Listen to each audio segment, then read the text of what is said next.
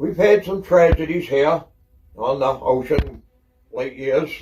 This winter we lost a young fella out of a community that got pulled overboard by a trawl.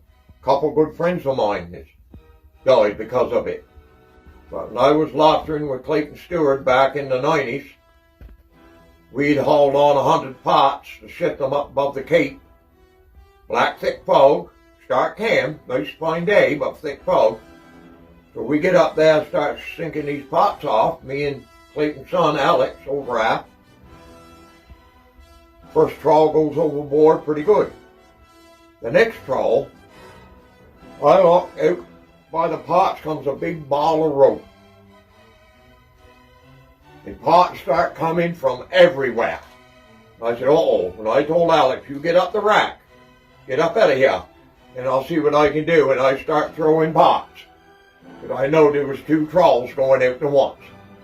By and by, one comes off the top, hits me upside the head, knocks me down on the floor, and I'm only 6-7 foot away from the tailboard. I jump up to my feet to get clear of that. One hauls out of the middle of the pile, knocks me down on top of it, and away I go out through the stern with rope around my legs, laying on top of a pot. Then, go sluggo, nothing but water and bubbles. Then by and by, a few seconds, you ain't talking very long, everything goes slack. Because we was only in 7-8 fathom of water where you're sinking these pots. So I get the rope off my legs, and I look, my bubbles are going up, but I couldn't see top water. And I start going up, boy, and I tell you, when I got to the surface, there was blood coming out of my ears. I could feel it running down. When I went like that, I had blood on my hands and no boat. I could hear the boat, but I couldn't see it because the fog was so thick. Alex was hollering every pound in him to his father up there in the wheelhouse. Well, he couldn't hear that engine going, but after a while he did. And I could see the boat backing back because that last trawl had gone off. There was no more pots coming off the boat, and Clayton was back in the boat in reverse.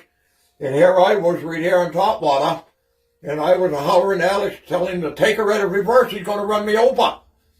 So we took her out of reverse, and I said, I'll swim to the boat. So I dog paddled. I ain't no great swimmer, but I dog paddled to the stern.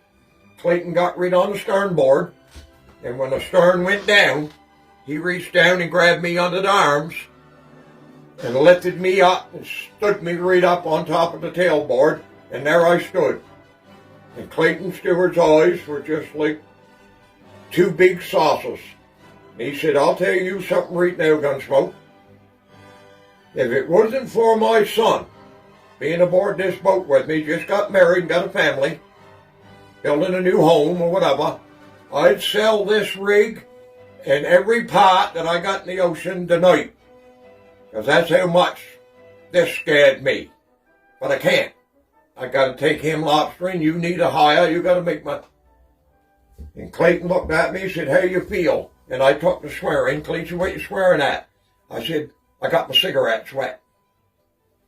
Last ones I had, that's all I was concerned about. That close to death. And I was swearing because my cigarettes got wet. But that's just how close. It wasn't my time. Been in deep water, I'd have never made it. I wouldn't have made it. It was shoal water.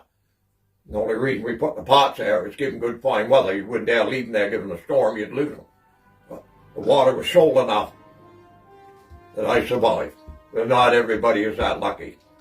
So we can and I call myself Mr. Safety aboard of a boat. I never got around rope. I never touched snarls. I tried to do everything on the safe side.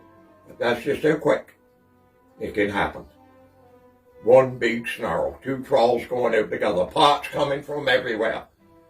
Me, what I should have done was read up the rack with Alex. Let the cussed things go. Let them go, we'll clear them out after. But I didn't. That was the mistake I made. You can't stop two trawls going out at once. Or try to haul clear a snarl, let it go. Let it go. Don't get around a roller with big snarls. Cut the darn thing off.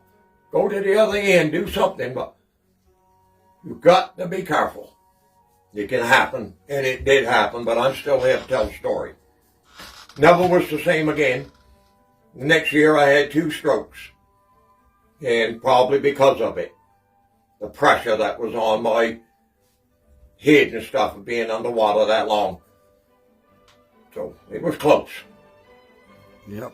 Thanks for telling your story.